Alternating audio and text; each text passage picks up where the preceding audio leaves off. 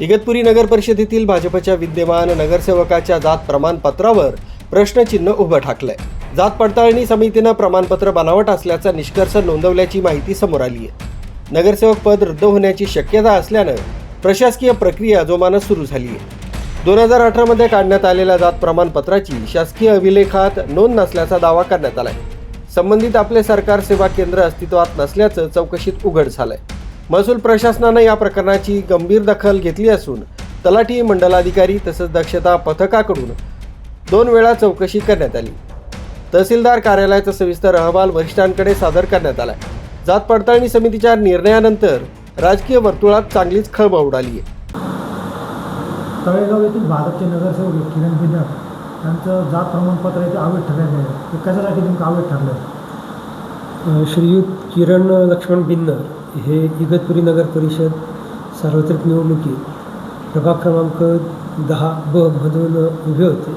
नागरिकांचा मागास प्रवर्ग याच्यातनं ते स्वतःची उमेदवारी करत होते।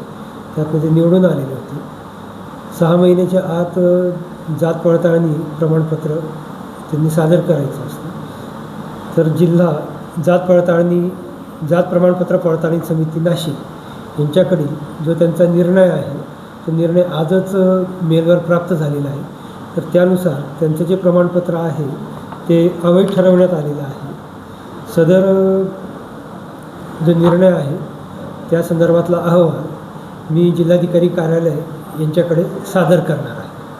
त्यांना वरती न्यायालयात परत दाद मागता येईल का? निर्णयामध्ये तसं म्हटलेलं आहे की तक्रारदार व अर्जदार यांना समितीचा निर्णय अमान्य असल्यास भारतीय संविधानाचे अनुच्छेद 226 नुसार माननीय उच्च न्यायालयात त्यांना दाद मागता येईल।